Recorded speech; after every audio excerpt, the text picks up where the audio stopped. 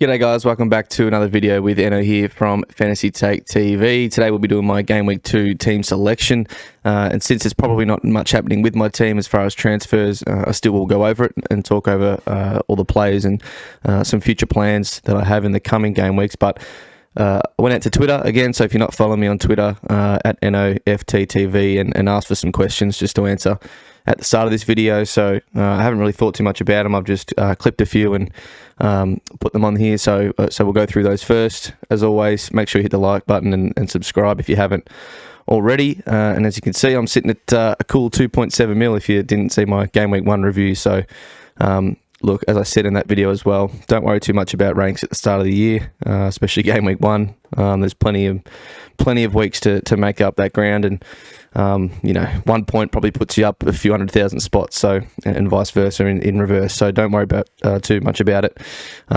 Just make sure your plans are set and that you know really what you want to do and what you think your moves will be in the coming game week. So there's a tweet I sent out, and the first question we've got here is from Jamo, and he says, who's the better two options to start out of this week? Reece James, Neto and Bailey. I think Reece James, you just always start him. I know there's probably a risk of him playing at right centre back against the Spurs with that he's done in the past, just to sort of mark Son a bit more. But I'll still start him, and then out of these two, I think I'd start Neto. So look, benching Bailey seems a bit strange, especially when you consider, start him for a reason, especially the first two fixtures. But I like Neto's matchup a lot against Fulham, and Bailey. Look, Villa, it's not really a knock on Bailey so much, more as it is on Villa and how unimpressive they were in week 1. But look, if you wanted to bench Reece for Bailey and play the two cheaper mids, then go for it. But I wouldn't personally. I think Reece is always dangerous, can always get attacking returns. He's good on the bonus points as well. So there's always a good chance of a clean sheet at home for Chelsea. Although against Spurs, I probably think they won't. But so I would go James and Neto. Next one is from Kelly. Is it worth doing Mount to a City mid this week for the fixture, or bank the free transfer to have 3? 2 next week, but possibly use 3 to get Robo for Darwin with a -4 next week. I wouldn't look too far ahead for that, but I would still bank the transfer, I think, and leave yourself with 2 for next week, because 1 week of data isn't enough. I'll be doing the same thing. I think the only reason you would have had to use a transfer this week if you need to go Kane to Haaland, which I would have done if I was a Kane owner. So any other transfers, unless it looks like someone's not starting or they're injured, I think I would roll for game week 2. A lot can change. Mount can still get a return against the Spurs, and the City mid is still it's still a dangerous territory. I know I have Foden. I think he'll start against Bournemouth, but look, if I sit there on the weekend and he's not on the team sheet, you're not going to be surprised. So I think you just roll the transfer, keep Mount, and then look to probably move him in game week 3, whether that's to a Saka. I'm not sure if you have 3 Arsenal or not, but maybe even a Kulusevski, who I think from game week 3 onwards, Spurs have some good fixtures. So I'd roll for sure.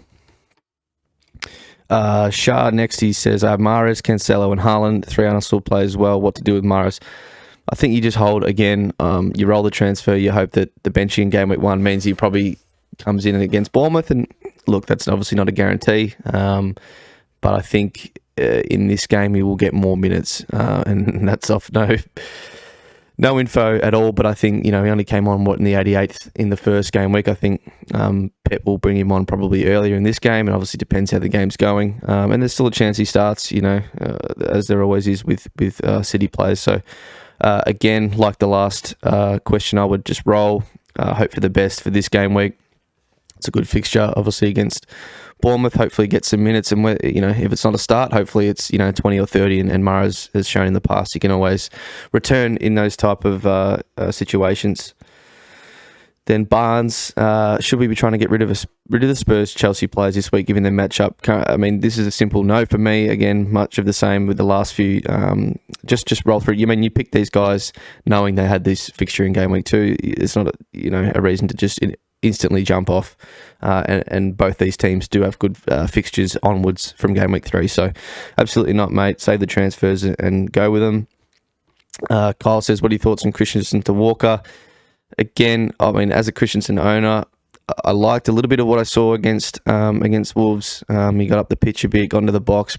Probably should have had not an assist, but at least a penalty, one, and then a possibility for an assist. But I would keep your third city spot open for a midfielder. I mean, that's the way I like to play. I know the double defence is probably a lot safer, but I like to play with the upside of if you nail the city mid. There's a lot of upside there, and Christensen has good fixtures. In the future as well. So, and a perfectly good one this week. What am I even saying? He literally has Southampton this week, so there's absolutely no reason to make that transfer. Again, same sentiment. Roll the transfer into game week 3.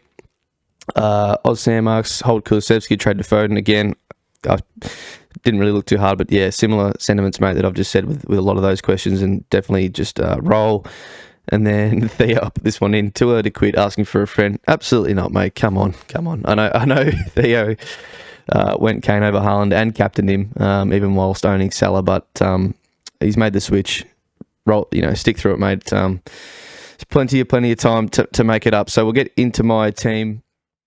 And starting with Ward in goal again, wasn't obviously a great result in game week 1. Was looking good for a while, but don't expect a clean sheet again this week. But they do have, I believe, Southampton to follow. So we go with him and just pray for the best. Maybe a few save points against Arsenal if they fire a few shots at him.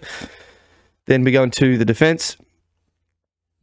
And we've got the same, I'll preface this saying that I haven't made any transfers. I am rolling, so it is much in the same team, but we'll talk through a few of them and their matchups and future plans. So Liverpool boys, they're not going anywhere. I think they bounce back at home at Anfield, first home game of the season against Palace and get a result, whether that's a clean sheet or not. I'd have good odds on them doing so, but obviously both always a threat for attacking returns, so hopefully we get something out of them. Cancelo, I see this is a very easy sort of return from him against Bournemouth. The way City controlled that game against West Ham, they barely allowed him to touch the ball and on the counter quickly shut him down. So Bournemouth are going to sit back. Then they're going to give up possession a hell of a lot. I think it was 75% against West Ham. So I wouldn't be surprised to honestly see 80 plus against Bournemouth, and Cancelo was getting well up the pitch, being involved in midfield. So, hopefully attacking return, of course, with him. But I think the clean sheet is almost close to locked in. Famous last words. And then Reece, we'll start him definitely against Tottenham. Whilst it isn't the greatest fixture, it is at home. So you do expect Chelsea to again improve on their game week 1 performance. It wasn't the best from them, but they have a few new players and not the greatest preseason. So I think they'll improve week by week.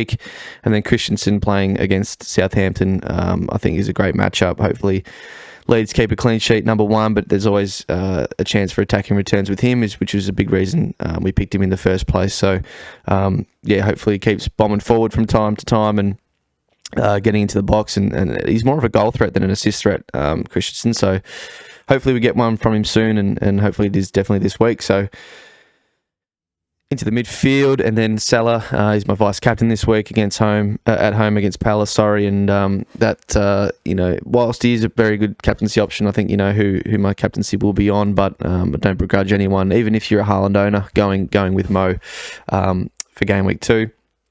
Phil, I think the camera's a bit off in here, but Phil will hopefully start against Bournemouth. We will. We'll have the fingers crossed again like we did in game week 1, but he is Pep's favourite. It's a part of the reason why I did go with him. And then, hopefully there's attacking returns in there for Bournemouth, at Bournemouth for him. So then Neto, again, he looked pretty lively, but lively doesn't really get you points. So home to Fulham this week. I think there's goals in there for Wolves. They actually created quite a few chances against Leeds. So hoping they can do the same against Fulham. And then into the forward line, and we've got, of course, the big 2 dogs in Haaland as the captain against Bournemouth, and then Jesus against Leicester, who many of us will still own. So I think the points are coming for Jesus. Be patient with that. The fixtures are looking really good. And then Haaland, the Nordic meat shield they call him. There's no way the captaincy's coming off him for the deadline this week. So we're rolling with him. Plants now, look, I am a little bit annoyed with myself that last minute I changed from Martinelli to James and restructured to 5 at the back, but the plan is to keep this going into next week and then possibly transfer. I think Foden to Saka will be almost a guarantee depending how Phil goes. I mean, City do still have very, very good fixtures. Or the other option is to try and get Neto up to Martinelli, which I will need 0.54. And something I have thought about doing is going Christensen down to Saliba. So Saliba I was a bit concerned about. I guess most people were, is he going to actually start for most of the season? And, you know, it was hard to sort of tell from the start, but he looks really, really good. So I think with the fixtures coming up, 4.5 is a great price, and I can get that 0.5 from Christensen by going down to him, and then I can put that on top of Neto to get Martinelli, and that'll give me the 3 Arsenal that I really want for the coming fixtures. So if I do Foden to Saka instead, then the other move would probably just be Christensen to Saliba still. Zinchenko would have been lovely, but of course he's risen in price after his big game week 1. And then the other option is I could just go to Gabriel at 5 million as well. But I do like that idea of doing Foden to Saka and maybe going Christensen down to Saliba. Gives me 0.5 to possibly want to upgrade the key. I know I've started with the Leicester keepers, so sort of made your own bed there, but it may be just an option. And 0.5 in the bank is handy to have regardless of that. So that's probably what I'm thinking of. So yeah, definitely rolling the transfers into this week. Want to be using them for next week, and you know, it just gives you a lot of options to assess another week of data, see what happens, and then go from there. But thanks for watching, guys. Let me know if you're doing any transfers this week. I always encourage to roll into game week 2. It gives you a lot of flexibility, as I said, into game week 3. But I think the only one, let me know if you've done Kane to Haaland. I think a lot of people would have, but you had to be pretty quick on that with how quick the price rose and fell for Kane. So yeah, as always, as I said, hit the like button, subscribe if you haven't already, and I will see you guys on the game week 2 review. Cheers. Got the mojo deals, we been tripping like the 80s. Pulling out the coupe at the lot.